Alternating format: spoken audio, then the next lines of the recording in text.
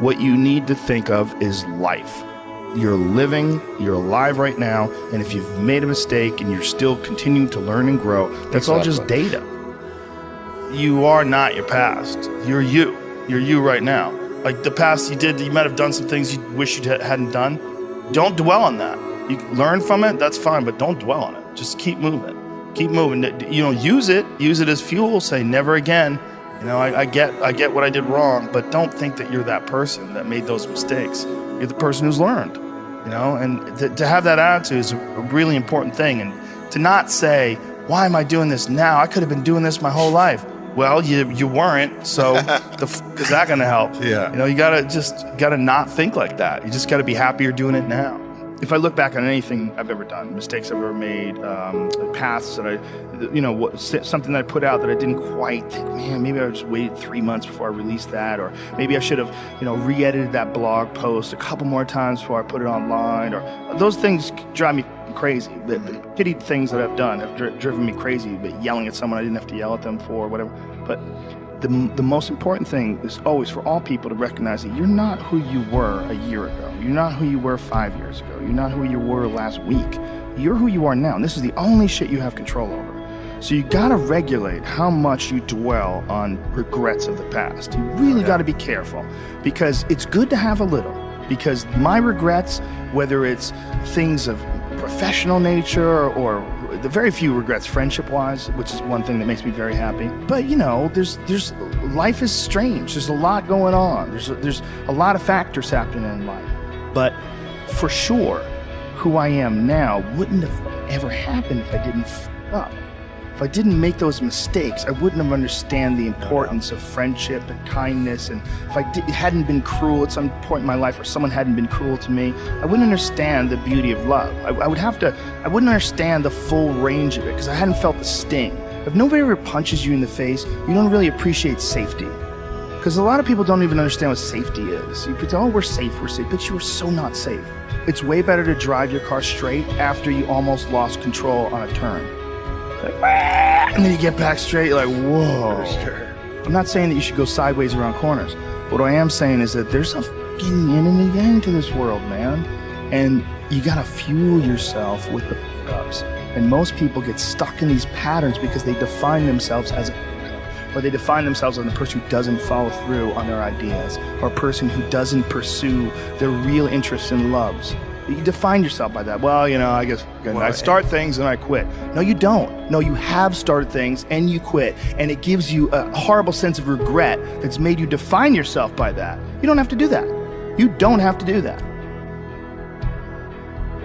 We all do things that we're not happy that we did, but that doesn't mean that's you now. I don't want to hurt anybody's feelings. I think people that hurt people's feelings, even if you justify it, you did something. And I think that fucks with your head, and it devalues you in your own eyes. You're not a hero in your own eyes. You're not someone who you respect. You're doing what you got to do to get by, but ultimately you're not respecting yourself. And I think we all have a certain amount of appreciation and respect for hero figures. Like we all look at like the guy who never lies and always does the right thing and fucking helps everybody out, and that's the John Wayne character. That's the ultimate hero. And when you look at your own life and you don't stack up, you're a thief, you stole money from your wife's purse, and you don't want to smoke cigarettes, but you fucking have to, you can't deal with the stress, you smoke, you devalue yourself. You slowly start devaluing yourself. When you look at yourself, you realize that if you were judging yourself, you would judge yourself unfavorably. If you're stealing, if you're hurting people, if you're damaging 100%. People. So no matter who you can't pretend you're the hero of your story. You can't. You have to be the hero of your own story. And you can do that. You can be the hero of your own story that woke up today. You can be the hero of your own story that at 40 years of age stopped, got out of bed and said, I'm not doing this anymore. I'm doing this differently 100%. I am going to figure this out, and I'm going to do it only by my instincts and only by my morals and my ideals and my mind. And I'm going to be dead honest with myself, because I'm realizing this is not going to last forever. And I'm going to be the nicest human being to everyone I meet, possibly. And I'm going to get myself in shape, and I'm going to eat healthy. And I'm going to do this because this is me now. I decide that this is me.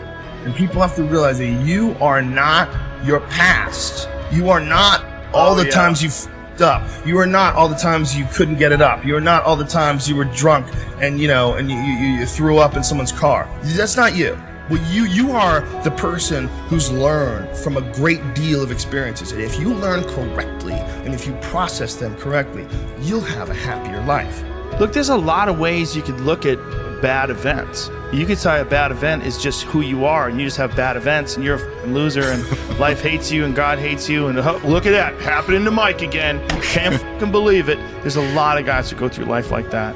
And, they could say that they seek comfort in lowering the standards that they expect out of things. So when things go bad, they say, well, I f***ing knew it. For them, it alleviates some concern about what's going to happen in the future, because the future is always dog shit. It's hard to be comfortable with yourself, so it's very hard to be comfortable with other people. That's why I always stress with people, like, you've got to accept yourself for what you've done wrong. Do your best, and also find some difficult shit to do, because that gets away a lot of the anxiety that you carry around in your body. A lot of difficult things make regular life less difficult. And that sounds so simplistic.